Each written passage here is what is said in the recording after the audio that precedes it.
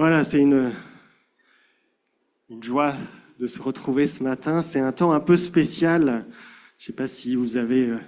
je pense que vous savez tous. Hein. Là, j'ai ramené un peu une guirlande. Parce que c'est aussi un temps de fête aujourd'hui. Alors, pas seulement pour ça, vous allez voir. Mais c'est un temps où on va remercier aussi le Seigneur pour le ministère de Joël et Annick, Francis et Anne parmi nous. Donc c'est pas seulement pour ça que j'ai mis des guirlandes. Mais si vous vous rappelez, on a commencé une série de prédications il y a 2 semaines, intitulée « Être une communauté prophétique ». On est appelé à être une communauté prophétique, comme le livre des Actes le montre, et on avait vu ce texte de la Pentecôte la dernière fois. Et un des premiers aspects qu'on avait vu, une des premières caractéristiques d'une communauté prophétique, selon le livre des Actes, c'est aussi sa diversité. De toutes les générations, de toutes les nations, les origines. C'est le peuple que Dieu veut constituer.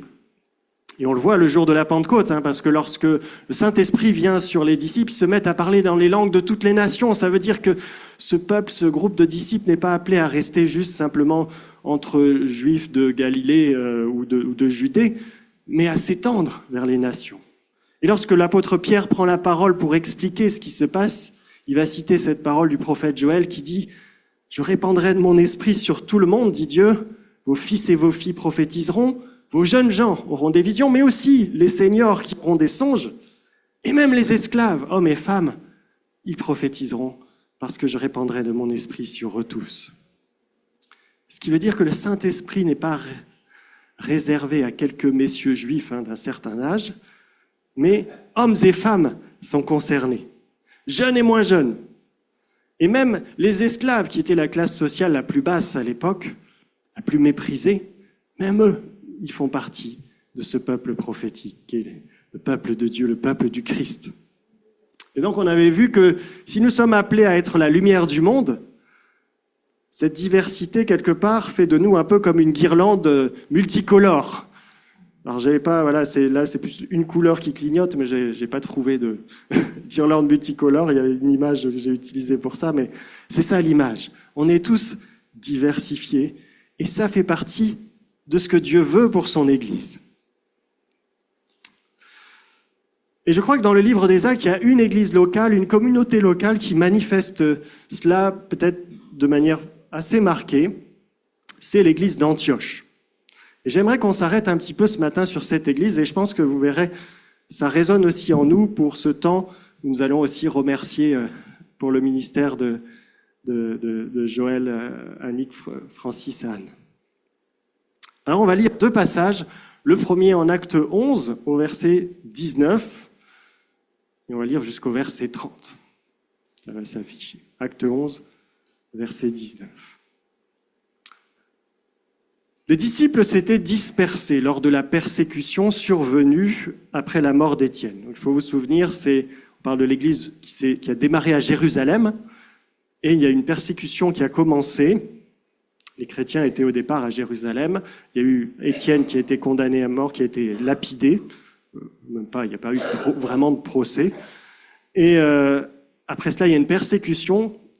Et c'est à ce moment-là qu'arrive ce texte où les disciples, les chrétiens, vont commencer à sortir de Jérusalem. Et le texte dit qu'ils allèrent jusqu'en Phénicie, dans l'île de Chypre et à Antioche. Mais ils annonçaient la parole qu'aux Juifs. Toutefois, quelques-uns d'entre eux, qui étaient originaires de Chypre et de Cyrène, se rendirent à Antioche et s'adressèrent aussi aux non-Juifs, en leur annonçant le Seigneur Jésus. Or, le Seigneur était avec eux, un grand nombre de personnes crurent et se convertirent au Seigneur. Bientôt, l'église qui était à Jérusalem apprit la nouvelle. Elle envoya Barnabas à Antioche. À son arrivée, il constata ce que la grâce de Dieu avait accompli, et il en fut rempli de joie. Il encourageant donc tous les croyants à rester fidèles au Seigneur avec une ferme assurance. Barnabas était en effet un homme bienveillant, rempli d'Esprit Saint et de foi. Et un grand nombre de personnes s'attachèrent au Seigneur, pas à lui. Barnabas se rendit alors à Tarse pour y chercher Saul, futur apôtre Paul. Quand il l'eut trouvé, il l'amena avec lui à Antioche. Ils passèrent toute une année à travailler ensemble dans l'Église et enseignèrent beaucoup de gens. C'est à Antioche que pour la première fois les disciples de Jésus furent appelés chrétiens. À cette même époque, des prophètes se rendirent de Jérusalem à Antioche. Toujours Antioche. L'un d'eux, nommé Agabus, se leva et prédit sous l'inspiration de l'Esprit qu'une grande famine sévirait bientôt dans le monde entier. Elle eut lieu, en effet, sous le règne de l'empereur Claude. Les disciples d'Antioche décidèrent alors de donner, chacun selon ses moyens, et d'envoyer des secours aux frères qui habitaient la Judée, le territoire de Jérusalem. C'est ce qu'ils firent. Ils envoyèrent leurs dons aux responsables de l'Église par l'intermédiaire de Barnabas et de Saul. Puis le deuxième texte qu'on va lire, qui est beaucoup plus court, c'est le début du chapitre 13 des Actes, acte 13, versets 1 à 3, qui nous parle toujours de l'église d'Antioche. Il y avait alors à Antioche, dans l'église qui se trouvait là, des prophètes et des enseignants. Barnabas, Siméon, surnommé le Noir, Lucius, originaire de Cyrène, Manaën, qui avait été élevé avec Hérode le gouverneur, et Saul. Un jour qu'ils adoraient ensemble le Seigneur et qu'ils jeûnaient, le Saint-Esprit leur dit « Mettez à part pour moi Barnabas et Saul pour l'œuvre à laquelle je les ai appelés. » Après avoir jeûné, prié, ils leur imposèrent les mains et les laissèrent partir. Voilà deux passages qui nous donnent un petit aperçu des débuts de l'église d'Antioche. Antioche, je ne sais pas si vous situez, c'est situé en Syrie à l'époque, c'est une des plus grandes villes de l'Empire romain, la troisième plus grande ville à l'époque. C'est la capitale donc de la province romaine de Syrie. Donc la Syrie, c'est, vous avez Israël, vous avez aujourd'hui le Liban et puis la Syrie. Et c'est dans cette ville que va se développer une des églises les plus importantes et les plus influentes, pas seulement pendant quelques années, mais pendant tous les premiers siècles de l'Église. L'Église importante dans l'histoire de l'Église. Et la première chose qui devait surprendre ceux qui arrivaient pour la première fois peut-être au culte à l'Église d'Antioche, c'était probablement la diversité culturelle et sociale des membres. Et regardez simplement la liste des responsables qu'on a lue en Acte 13, verset 1. Là, c'est juste les responsables, les prophètes, les enseignants, qui étaient un peu probablement le conseil de l'Église. Barnabas, premièrement, il nous est dit. Alors lui, c'est un juif de la tribu de Lévi, on nous dit dans un autre passage des Actes, qui vient d'une famille même, donc de Lévi, de prêtres, mais qui avait grandi non pas à Jérusalem, là où se trouve le temple, mais sur l'île de Chypre. Puis ensuite, il était parti à Jérusalem, il faisait partie de l'église de Jérusalem avant d'arriver à Antioche, comme on l'a lu tout à l'heure. Ensuite, il y avait Siméon. Siméon, c'est aussi un nom juif. Mais Siméon, il avait un surnom, on l'appelait, en grec c'est Niger, c'est-à-dire le noir, littéralement. Probablement qu'il était originaire d'Afrique subsaharienne. Vous savez qu'il y avait des juifs en Éthiopie notamment, ou au sud de l'Égypte, ce qui serait aussi le Soudan actuel. Et puis il y avait Lucius de Cyrène. Lucius, ça c'est un nom romain. Donc, probablement un Romain, mais qui vient de la province de Cyrène. Cyrène, ou la Cyrénaïque, c'est en Afrique du Nord. C'est au niveau de la Libye actuellement. Vous voyez, donc on a des origines diverses. Un chypriote, un Éthiopien ou Soudanais, on ne sait pas trop d'où il est, un Libyen, et puis Manaën. Manaën, là c'est un nom juif.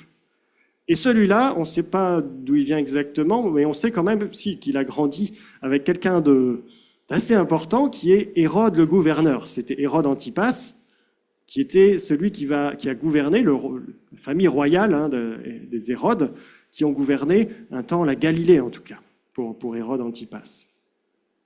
Bref, Manaën, il ne venait pas des banlieues défavorisées. Il venait de la cour du roi, de la haute société juive. Et puis il y avait Saul, c'est-à-dire le futur apôtre Paul. Saul, c'était un juif, comme l'indique son nom.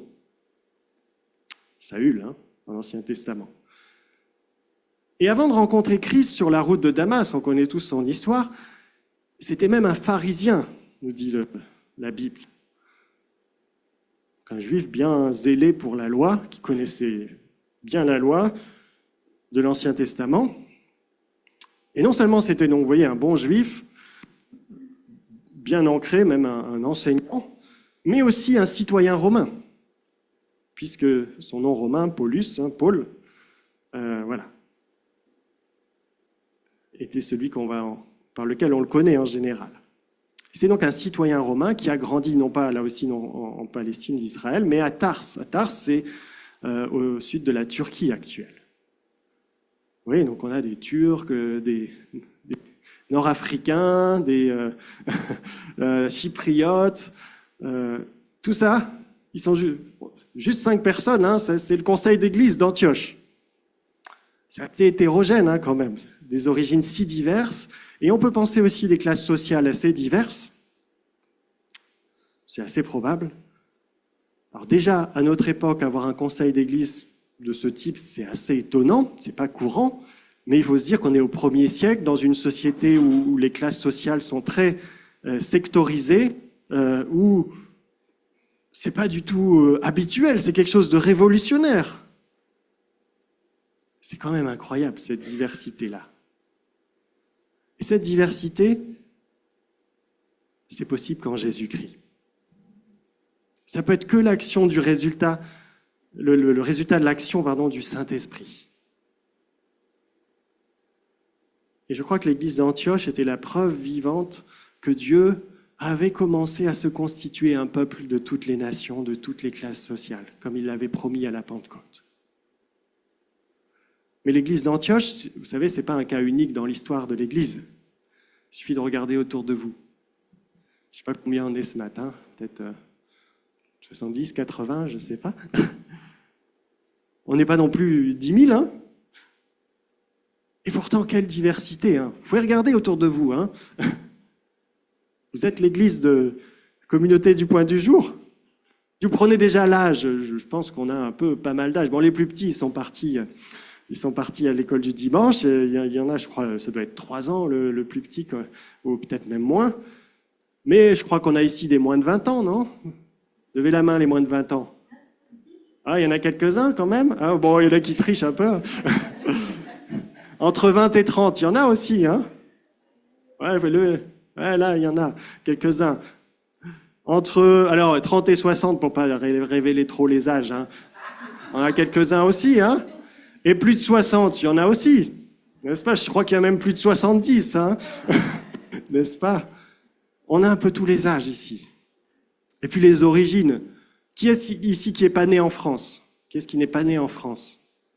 Ah, c'est presque la moitié, Et je pense que si on faisait la liste des pays, c'est assez fou le nombre de pays dont on est originaire ici. Et si on fait aussi la liste des métiers, par exemple, qu'on représente, voilà, on a vraiment de tout dans l'Église. Je ne sais pas si on réalise ça. Une telle diversité pour 70, 80 personnes, on n'est pas non plus 20 000.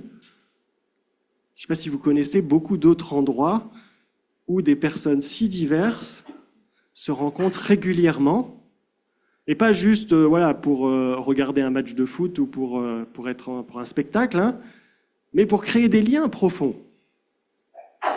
On n'est pas juste des gens qui s'assient les uns à côté des autres, on s'appelle frères et sœurs, on a des relations, on va développer des relations. Je ne sais pas si on réalise le caractère assez incroyable que c'est. On vit dans un monde où les nations se font la guerre, où ceux des banlieues défavorisées et ceux des quartiers huppés ne se regardent pas toujours avec amitié. On se regarde de loin, Où les jeunes et les moins jeunes ne se rencontrent pas toujours non plus, Et la parole de Dieu nous dit que Jésus-Christ est venu démolir les murs de séparation entre juifs et non-juifs, entre les nations, pour se constituer un peuple de toutes les nations, de toutes les générations, de tous les arrière-plans, pour la gloire de Dieu. Et le livre des Actes nous dit que ça, c'est seulement possible par l'action du Saint-Esprit. Il n'y a que le Saint-Esprit qui peut faire ça, l'Esprit de Dieu, qui peut faire cette grande œuvre. Et il faut qu'on réalise ça. On est dans un monde qui est divisé, un monde qui est opposé, mais on doit réaliser comment être une communauté à la fois diversifiée et unie. C'est un témoignage puissant pour notre société de l'action de Dieu, de l'action du Saint-Esprit, de l'œuvre du Christ. Et donc, vous voyez, avant même de faire quoi que ce soit, simplement en étant là, ensemble, en étant qui nous sommes porteurs d'un message prophétique pour ce monde. Est-ce qu'on réalise ça? Alors vous allez me dire, bon, c'est bien beau tout ça, mais concrètement, dans la réalité, c'est pas toujours facile, hein. Moi, je me dis, est-ce que dans les couloirs de l'église d'Antioche, il y avait parfois des remarques pas toujours très positives? Ah, Siméon, là, le Nigérien, moi, je l'aime bien, hein, il est sympa, il met l'ambiance. Mais bon, obligé de crier quand il prie quand même, hein. Je sais pas, peut-être qu'on disait ça, ou peut-être d'autres qui disaient, ah, c'est vrai que la femme de Lucius, là, le Libyen, elle fait du bon couscous, hein, mais bon, on va pas manger du couscous à toutes les agapes quand même. Non, mais Manahen, lui, on sait, il vient de la haute société, hein, on sait, hein. Mais là, son insistance pour qu'il y ait tout le temps un peu de solennité pendant le culte, ça va, on va pas toujours faire des chichis, hein. Et puis l'autre Saul, là, le pharisien. Ah oui, lui, il connaît bien les Écritures, lui, ça c'est sûr, hein, mais bon, des fois, ses prédications jusqu'à pas d'heure, là, c'est un peu long, hein. Et bon, monsieur, je sais tous les versets par cœur.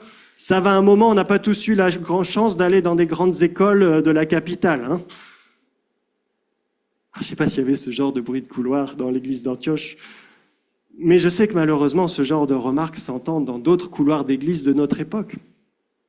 Alors pas à la communauté chrétienne du Point du Jour, n'est-ce pas, hein? Ça n'arrive jamais chez nous, il n'y a jamais de bruit de couloir ou autre, on n'est pas comme ça, hein, n'est-ce pas, hein? Mais quand même, soyons honnêtes, la diversité c'est bien, mais ce serait plus simple si on était tous du même âge, tous de la même culture, origine. Pourquoi pas tous du même sexe, une église pour les hommes, une église pour les femmes, ça serait quand même pas des fois, hein. Et ça, c'est pas la volonté de Dieu pour son église. C'est pas ce qu'il souhaite. C'est pas comme ça qu'il présente son église dans la parole de Dieu. Et l'exemple de l'église d'Antioche montre qu'une église qui expérimente une diversité telle qu'on l'a vue, ça peut être aussi une église vivante, une église dynamique, portée par l'Esprit, et qui va avoir un impact non seulement dans la ville d'Antioche, mais bien au-delà, à travers les missionnaires qu'elle va envoyer partout, pendant des années. Et pas seulement pendant 10 ou 20 ans, mais on sait, d'après l'histoire de l'Église, pendant des siècles. En tout cas, au moins un siècle ou deux. Alors quel est le secret de cette Église d'Antioche? Alors, je vais relever 3 pistes à partir des textes que nous avons lus. 3 pistes, je crois, qu'on peut s'approprier pour être une communauté qui vit bien sa diversité. Premièrement, ça semble évident, mais il faut le rappeler, la communauté d'Antioche était centrée sur Jésus-Christ. Amen. Hein. C'est vrai que c'est fondamental, mais on le voit aussi dans le texte. Acte 11, versets 20-21 nous montre comment naît cette église multiculturelle. Comment est-ce qu'elle se développe, cette église? Il y a des chrétiens qui arrivent de Jérusalem suite à la persécution. Et qu'est-ce qu'ils font? Ils se mettent à annoncer la bonne nouvelle du Seigneur Jésus, nous dit le texte. Et non seulement à des juifs, mais aussi à des non-juifs. Et le texte précise qu'un grand nombre de personnes se mirent à croire et à se convertir au Seigneur, à Jésus, parce que le Seigneur Jésus était avec eux, avec ceux qui annonçaient l'évangile. Autrement dit, l'église d'Antioche s'est développée parce que des chrétiens se sont mis à annoncer l'évangile de Jésus-Christ. C'est tout simple, hein.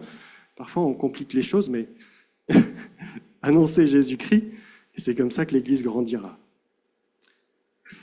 Les disciples d'Antioche, nous dit même le texte, ont tellement parlé du Christ à Antioche que les habitants d'Antioche se sont mis à les appeler chrétiens. C'est-à-dire, en grec, c'est Christianoi. c'est-à-dire les gens de Christ, littéralement. Ah, ceux du Christ, là, ceux qui parlent tout le temps de Christ, hein, les christianoïs, là.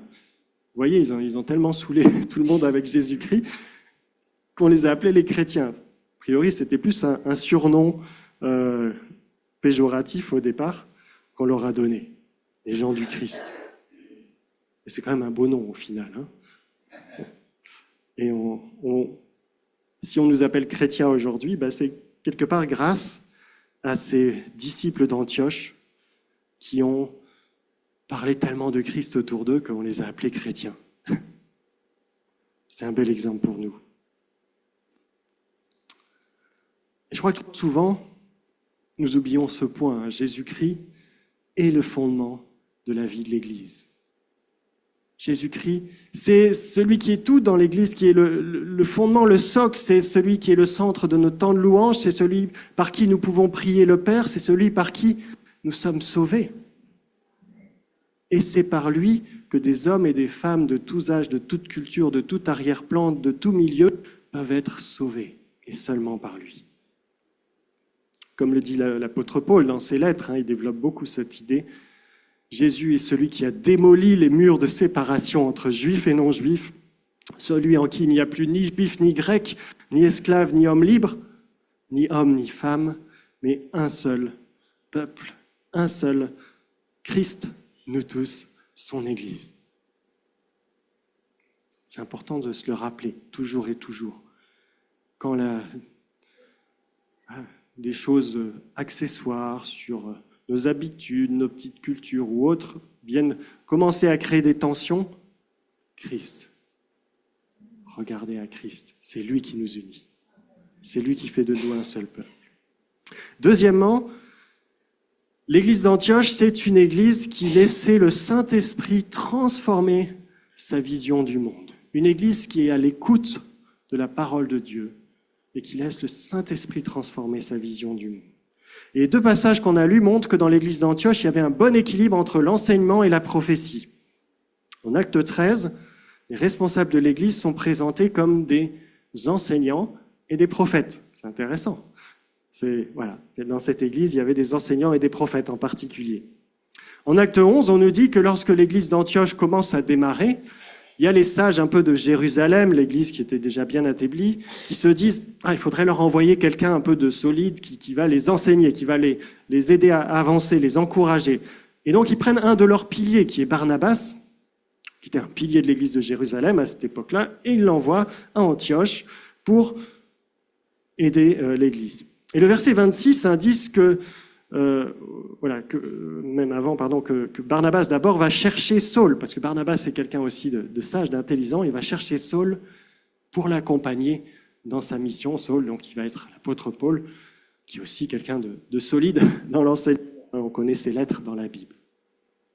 Et donc le verset 26 indique que Barnabas et Saul vont tous deux travailler ensemble pendant une année à Antioche, pour, dit le texte, enseigner beaucoup de personnes et aider ainsi l'Église à s'enraciner dans la parole de Dieu.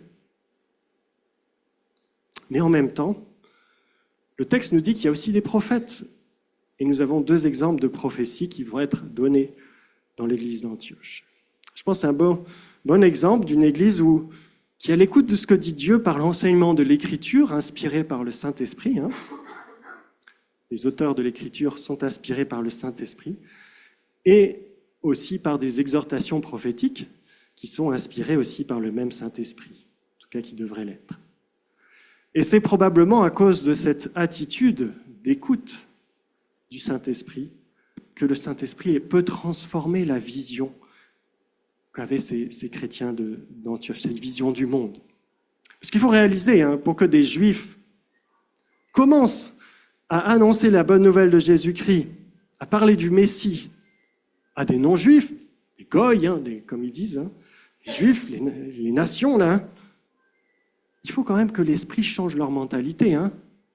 C'est pas évident. Au 1er siècle, pour un juif pieux, le fait même d'entrer dans la maison d'un non-juif, c'était déjà quelque chose d'impensable. Alors considérer un goï là, comme un frère, comme quelqu'un qui est membre du même peuple que moi, en Jésus-Christ. Il faut un sacré travail du Saint-Esprit pour changer la mentalité culturelle de ce qu'ils avaient toujours entendu, leur éducation.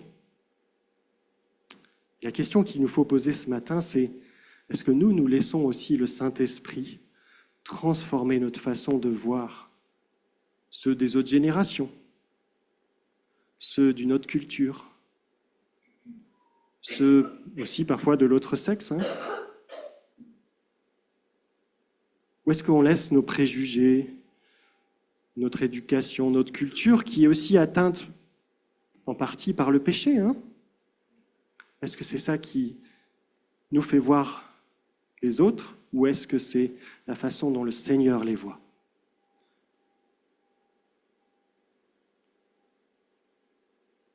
De toute façon, les jeunes d'aujourd'hui,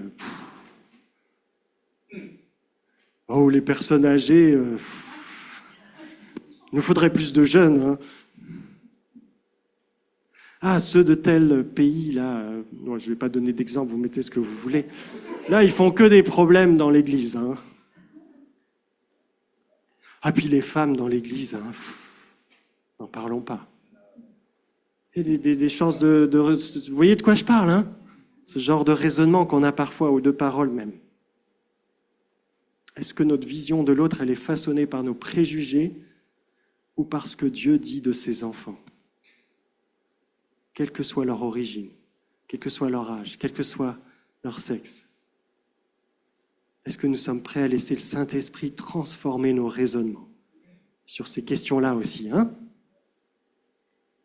Voilà une deuxième clé pour vivre cette diversité. Laisser le Saint-Esprit changer notre façon de voir le monde, pour la voir comme sa parole le voit et non pas simplement comme la société le voit, ou notre culture, ou notre éducation le voit. Troisième chose, et dernier point, la communauté d'Antioche avait conscience de faire partie d'un peuple plus grand que sa communauté, un peuple qui le dépasse. Vous voyez, l'église d'Antioche, elle n'était pas repliée sur elle-même. Elle ne se croyait pas autosuffisante, elle n'agissait pas comme si c'était la seule église de Dieu sur terre. L'église d'Antioche, elle savait qu'elle était seulement une communauté locale au sein d'une réalité bien plus grande, qui était l'église de Jésus-Christ, qui, elle, est partout ce peuple immense de toutes les nations. Et comment est-ce qu'on peut voir ça dans le texte? Il y a plusieurs indices. D'une part, on peut voir déjà que lorsque l'église d'Antioche reçoit cette prophétie d'Agabus qui dit qu'il va y avoir une famine qui va arriver sur le monde, et que lorsque cette famine arrive, qu'est-ce que dit l'église d'Antioche? Elle ne se dit pas « Vite, faisons des provisions. Vite, il faut vite qu'on amasse pour nous. » Non, qu'est-ce qu'ils ont décidé de faire? Ils ont décidé d'envoyer de l'aide aux chrétiens de Jérusalem. Partageons.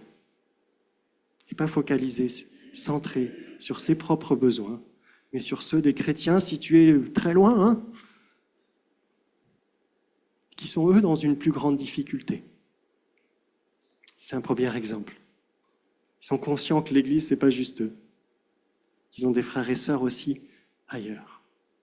Et deuxième exemple, qui va nous amener à quelque chose, vous allez voir où je vais venir, l'Église d'Antioche a compris que les membres de sa communauté ne leur appartiennent pas. Ils appartiennent à Christ. Ce sont des membres du corps du Christ. Et le corps du Christ ne se limite pas à une église locale. C'est aussi le corps du Christ dans les autres églises de Boulogne, à Paris, ailleurs en France et partout dans le monde où des gens se réunissent au nom de Jésus. Et parce que le corps du Christ est plus grand que notre communauté locale, le chef de l'église, qui est Jésus-Christ, non pas le pasteur, c'est Jésus-Christ le chef de l'église, et bien parfois il peut envoyer des membres, ou même des fois des responsables, d'une église locale dans une autre, pour les aider. Cette église qui a besoin d'eux à ce moment-là. Et le texte qu'on a lu nous montre cela. L'église de Jérusalem, à un moment donné, dit « Ah, tiens, Antioche, là, ils auraient besoin d'aide. » envoyons Barnabas. Ils n'envoient pas le moins bon, voilà, celui dont on a envie de se débarrasser. Hein. Barnabas, c'est un pilier, c'est quelqu'un de bien. Voilà. Il était très valorisé dans l'Église primitive, on le voit dans le livre des Actes. Barnabas, il va aider l'Église d'Antioche, et puis il va chercher Saul aussi. Et quelques temps plus tard, le Saint-Esprit va dire à l'Église d'Antioche, mettez à part Barnabas et Saul pour la mission. Laissez-les partir. Bénissez-les, envoyez-les. Qu'est-ce que fait l'Église d'Antioche? Elle aurait pu se dire, ah ben non, Seigneur, pas Barnabas et Saul. À la limite, Michel et Georges, hein, là, voilà, bon, d'accord, mais Barnabas et Saul, quand même, hein, c'est nos deux meilleurs prédicateurs, c'est nos deux piliers, là, pas Barnabas et Saul. Seigneur, on les garde pour nous. Est-ce que c'est la réaction de l'Église d'Antioche? Non, elle prend le temps de prier, de jeûner, et elle bénit, et elle envoie, et elle soutient ceux qui vont aller bénir d'autres églises. Et faire grandir l'Église du Christ ailleurs. Hein. Alors nous, on n'est pas l'Église d'Antioche, mais c'est vrai que dans l'histoire récente de notre communauté, le Seigneur a envoyé à la communauté du Point du Jour 2 pasteurs et leur épouse. Hein. Alors, je ne sais pas qui est Barnabas ou Saul entre vous. Oui, je crois qu'ils étaient tous les deux célibataires, donc bon, malheureusement, en tout cas Saul, c'est sûr, Barnabas, c'est probable aussi. Mais nous, on avait même 2 couples, hein, c'est encore mieux. Hein. Ça, c'est Priscille et Aquilas. Voilà, on a aussi des exemples de couples. Hein. Il y a des femmes aussi qui sont valorisées dans le livre des Actes. Et voilà, ils sont venus pour un temps servir notre communauté. Ils n'ont pas... Voilà, ils sont venus d'ailleurs et ils ont servi la communauté. Et puis, ils sont partis parce que vous aviez la conviction que c'était le temps pour une autre étape dans la vie de l'Église. Alors, contrairement à ce que certains d'entre vous auraient pensé, c'est pas encore tout à fait le temps de la retraite, hein, si j'ai bien compris, n'est-ce pas Joël, hein? Puisque maintenant... De vos 2 couples, d'autres bénéficient aussi de leur ministère. D'autres églises bénéficient de leur ministère. Ils sont en aide à d'autres églises. Et avant eux, le Seigneur a utilisé d'autres personnes, d'autres ministères pour aider notre église. Et dans l'avenir, bon, à moins que le Seigneur revienne avant, mais vous aurez d'autres pasteurs que moi. Au-delà des pasteurs, et je pense même des ministères à temps plein, on peut penser même aux membres qui sont engagés dans les différents services de l'Église, que ce soit la louange, à l'accueil, au ménage ou tout. Il y en a beaucoup qui ne sont pas convertis dans cette Église. Ils sont convertis ailleurs, souvent dans une autre région du monde ou de la France. Et puis, pour des raisons d'études professionnelles, ils ont déménagé par ici, ils ont rejoint notre communauté, on était tout contents, on est content de les accueillir, hein, et s'engager ici. Et puis un jour, il y en a peut-être certains d'entre nous encore qui vont devoir déménager pour X raisons, dans une autre partie de la France ou du monde, et ils serviront l'Église là où ils seront. Et la parole de Dieu nous montre que tous ces mouvements, c'est pas un problème. C'est pas un problème. Bien au contraire. On voit bien que c'est le Saint-Esprit qui conduit ça dans le livre des Actes. C'est un moyen que Dieu utilise même pour faire comprendre que son peuple, il est bien plus grand que notre communauté locale. Bien plus grand que nos frontières même. Et autant nous nous réjouissons de voir arriver du renfort dans notre communauté, quand il y a des nouveaux qui arrivent et on est content d'avoir du renfort, hein, autant nous devons être prêts à laisser partir et bénir ceux qui vont aider l'Église du Christ ailleurs. La parole de Dieu nous invite à être généreux au-delà des limites de notre communauté locale. Généreux financièrement, on l'a vu avec l'exemple, hein, ils aident une autre Église, mais aussi généreux ministériellement, on pourrait dire, hein, c'est-à-dire en partageant les ministères, les dons que Dieu a fait à notre communauté. Et en fait, quand vous lisez Éphésiens, qui parle des 5 ministères, hein, qui ont été donnés à l'Église, il ne parle pas ici de l'Église locale, mais de l'Église, le corps du Christ, l'Église universelle. Et lorsque nous sommes dans cette attitude, soyons confiants, pas inquiets. L'Église, elle ne nous appartient pas, c'est le corps du Christ. Et Christ veille sur son corps. Christ veille sur son Église. Amen.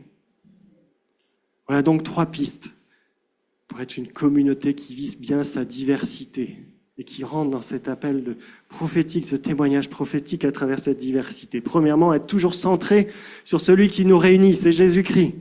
Et toujours se le rappeler. C'est lui, pour lui et par lui que nous sommes là, ensemble. Et deuxièmement, laisser le Saint-Esprit transformer nos raisonnements pour être à l'écoute de Dieu, de sa parole. Et troisièmement, réaliser que notre communauté, elle fait partie d'une réalité bien plus grande, et c'est pour ça qu'on est tous d'origines différentes et qu'on est tous si diversifiés. Parce que ce n'est pas juste notre communauté, c'est l'Église du Christ qui est dans toutes les nations. Amen. Je vous invite à prier.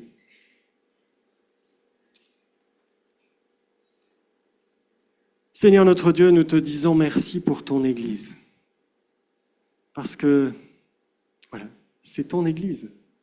C'est une grâce de faire partie de ce peuple, de toutes les nations, de toute origine, de tous âges, Seigneur. C'est pas par notre nationalité, c'est pas par notre classe sociale, c'est pas à cause de notre âge, Seigneur, que tu nous as choisis. C'est grâce au sacrifice de Jésus-Christ, mort pour nous à la croix, ressuscité. Et Seigneur, c'est par ta grâce que nous avons été inclus dans ton peuple.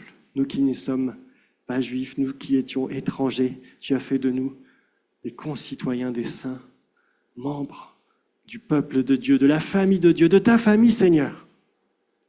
Et Seigneur, quelle grâce pour cela. Mais je te prie, Seigneur, que tu nous aides en tant que communauté à vivre cette diversité dans la joie, dans la paix, sous la conduite de ton Saint-Esprit, et qu'à travers cela, Seigneur, à travers nos relations que tu veux enraciner en toi, nous puissions être ce témoignage, Seigneur, autour de nous, dans notre pays, dans notre société qui parfois est bien divisée. Nous puissions être un témoignage de ton œuvre de réconciliation, ton œuvre d'unité, ton œuvre incroyable que tu as accomplie en Jésus-Christ. Viens encore nous toucher, nous habiter par ton Saint-Esprit, Seigneur. Prions au nom de Jésus. Amen.